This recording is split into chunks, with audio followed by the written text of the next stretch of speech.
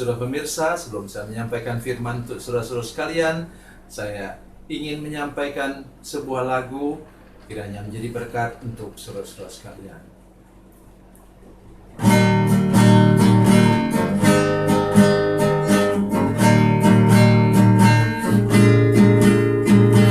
Kasih dan persahabatan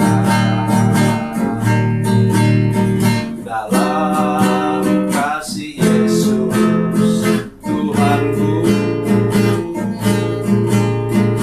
kasih yang setia berkorban, ku bahagia memilikinya. Kasih yang tak membedakan, bebas dari iri dan dengki, jauh dari cemburu dan benci, rendah hati, tulus dan murni. Kekasih di dalam Yesus indah dan abadi.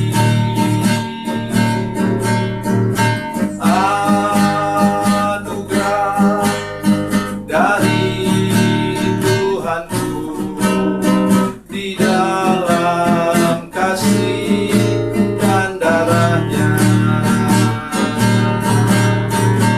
Kekasih di dalam Yesus indah dan abadi.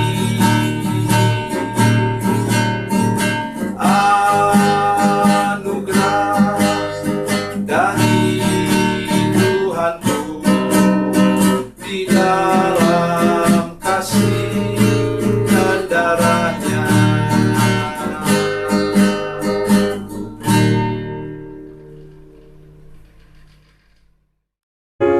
Salam saudara pemirsa, selamat berjumpa kembali dengan kami dalam program Berita Pengharapan.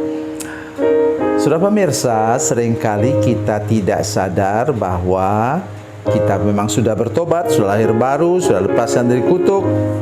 Ya, kita juga sudah dibaptis, sudah apa semua, pokoknya langkah-langkah untuk kita hidup baru sudah lengkap.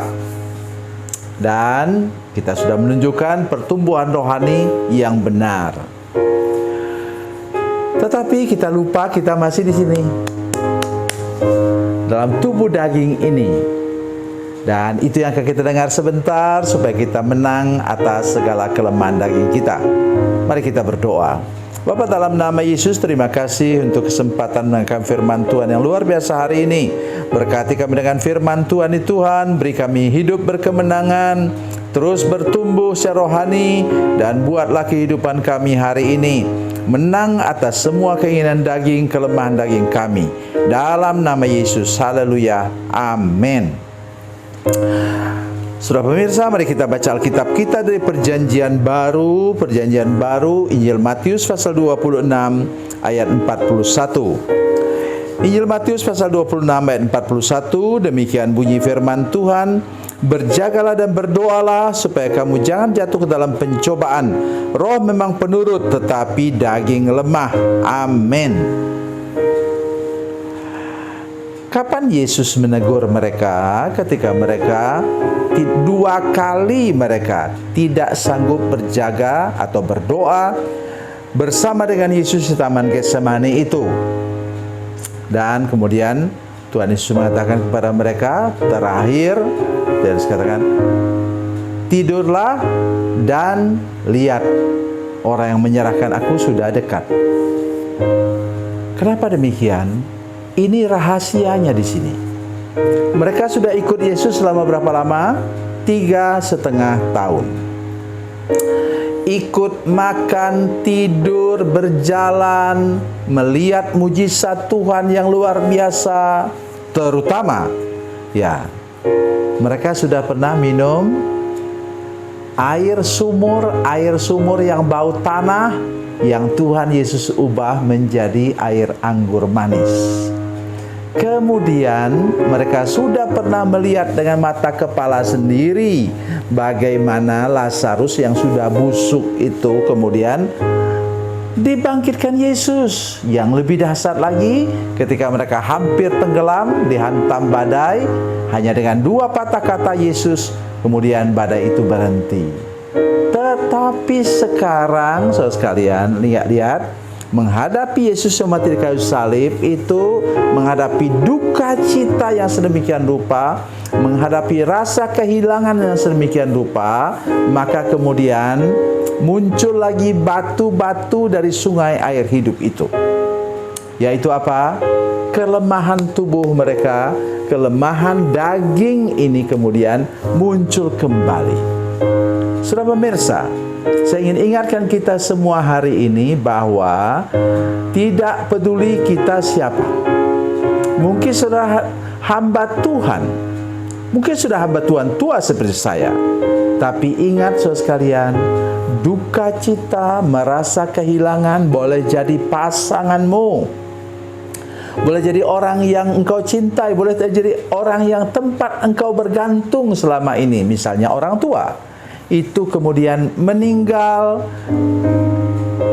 kita harus berpisah daripada mereka, kita tidak ada tempat bergantung. Kata istilah pepatah mengatakan, putus tali tempat bergantung, terbang tanah tempat berpijak.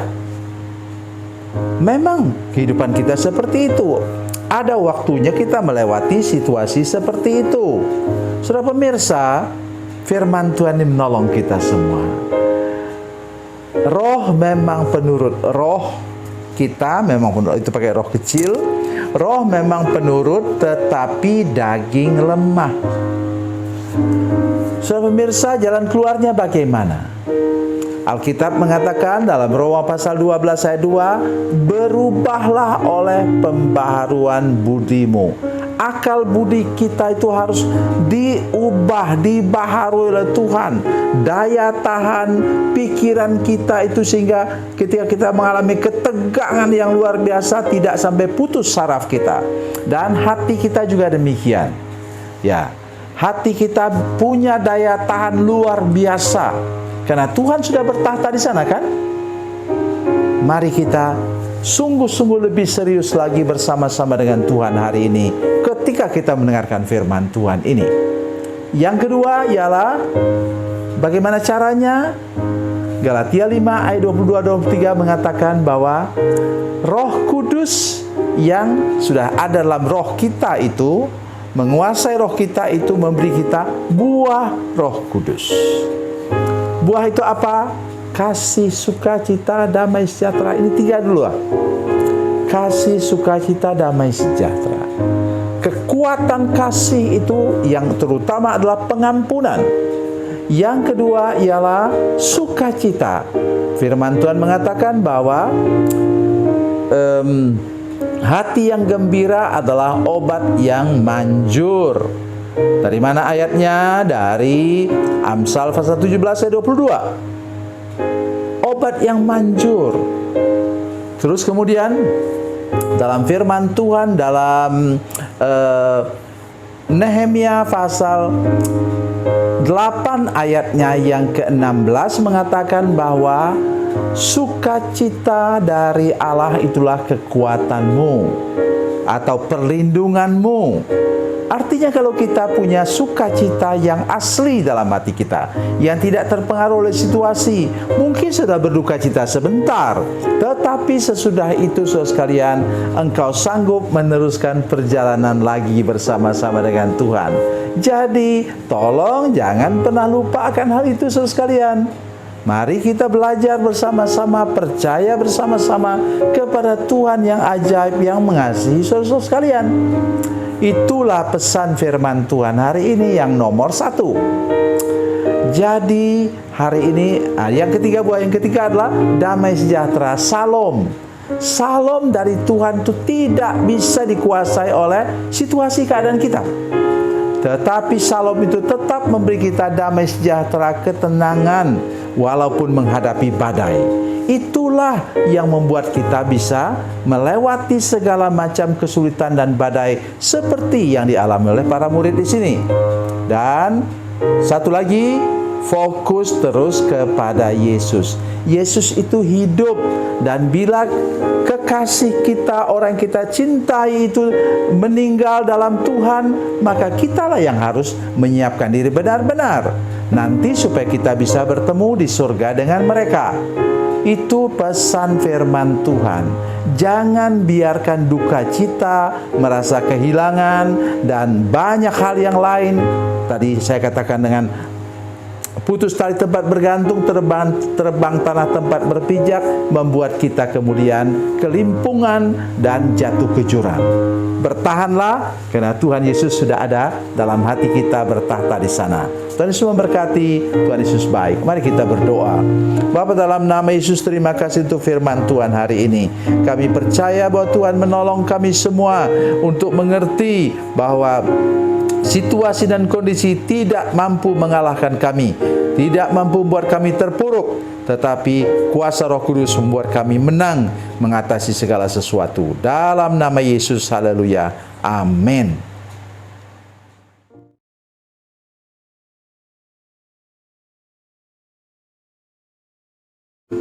Salam saudara pemirsa, mengakhiri program ini, saya mohon kepada saudara-saudara pemirsa sekalian untuk bila saudara menyaksikan program ini melalui channel YouTube, maka tekan subscribe dan bunyikan lonceng. Dan bila saudara menyaksikan program ini melalui channel Facebook, maka tolong saudara-saudara sekalian tekan like dan juga komen. Dan demikian pula bila sudah menyaksikan program Makan Bergizi hari ini yang tertulis, maka tekan yang sama juga, tekan like dan tekan komen. Dan tolong saudara-saudara sekalian untuk membagikan program ini, share program ini di channel saudara-saudara sekalian, supaya lebih banyak lagi orang diberkati melalui program ini. Tuhan Yesus memberkati, Tuhan Yesus baik.